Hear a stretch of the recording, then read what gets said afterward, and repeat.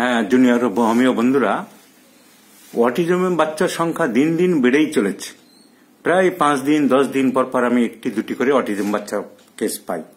এই যে পেশেন্টে যে বাচ্চাটা দেখছো, এই একটা অটিজমের বাচ্চা, এই ওর মা, এই ওর বাবা, ওরা নিয়ে এসেছে অনেক দূর থেকে।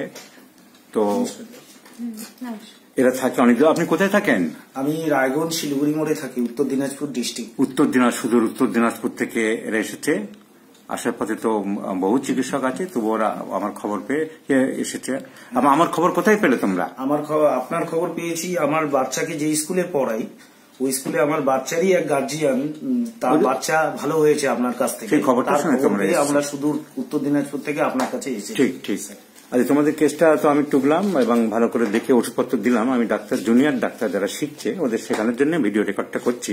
কারণ মানুষ তো প্রত্যেকেই আজ আছে কাল নেই, ভবিষ্যতে কিছু ডাক্তার আমাদের তৈরি করতে হবে সেজন্য। আচ্ছা, তোমাদের যে সিমটম আমি কি কি পেলাম, কি ওষুধ দিলাম, ওটা ডাক্তারদের বোঝাবো বলে। তোমাদের মেন সমস্যা এখন হচ্ছে যে ও দেরিতে কথা বলছে, কথা ঠিক মতো বলতে পারছে না। আর অটিজমের বাচ্চা যেমন হয়, মেলামেশা করতে চায় না, সেগুলো সাধারণ সিমটম। কথা ঠিক মতন বলে না, মেলামেশা করে না, পড়াশোনা করতে চায় না, যেসবগুলো থাকে এগুলো কমন সিমটম, ডাক্তাররা বুঝবে। কিন্তু মেন ও কথা বলতেই পারছে না।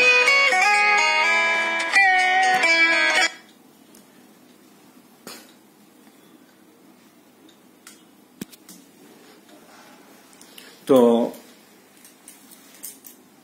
আর হাঁটা চলা, কথা বলা তো দেরি হচ্ছে, এমনি হাঁটা চলাটলা সবকিছু দেরিতে আস্তে আস্তে হয়েছে। আচ্ছা, বংশের হিস্ট্রির মধ্যে তোমরা বললে তোমাদের দিকে একটা সুইসাইডাল হিস্ট্রি আছে। আমার পিসি করেছিল, পিসি সুইসাইড করেছিল। তোমাদের দিকে কোনো বড় অসুখ পাওয়া যায়নি। আচ্ছা, ওর যেসব সিমটম জিজ্ঞাসা করলাম, তুমি বলেছো ডাক্তারদের আমি শেখাচ্ছি বলো সব মিলছে কিনা।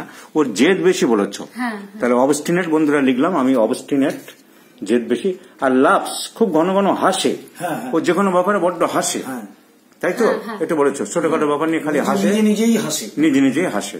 তাহলে আমি দেখো লিখলাম যে লাভস 3+ দিয়েছি।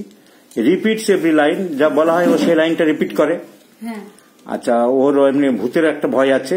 আর শব্দ, যে কোনো, যেমন বেলুন ফাটার শব্দ বা কোনো শব্দেও ভয় পায়, শব্দটাও সহ্য করতে পারে না, ভয় পায়। তাহলে আমি লিখলাম সেন্সিটিভ টু নয়েজ। আর মানুষ পছন্দ করে না খুব একটা। তুমি বলেছো বিয়ে বাড়ি বা নিমন্ত্রণ বাড়িতে তোমরা গেছো বাচ্চাটাকে নিয়ে, কিন্তু বাড়ি আসার জন্য পিড়াপিড়ি করে, এটা তো বেশি মানুষের মধ্যে থাকতে চায় না। তাহলে আমি লিখলাম অ্যাভারশন টু মেন। চান করতে পছন্দ করে, তুমি বলেছো চান করে, ও রোজ বাচ্চা পছন্দ করে। ও মিষ্টি খেতে ভালোবাসে, আর লবণ খুব খায় বলেছো। লবণ পেলেও তুলে খায়।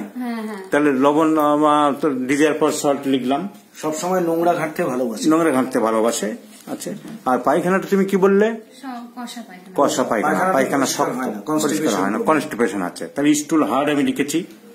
আর একটা অদ্ভুত সিমটম তুমি বলেছো, খেতে বসলেই ও পায়খানা করে, পায়খানা পেয়ে যায়।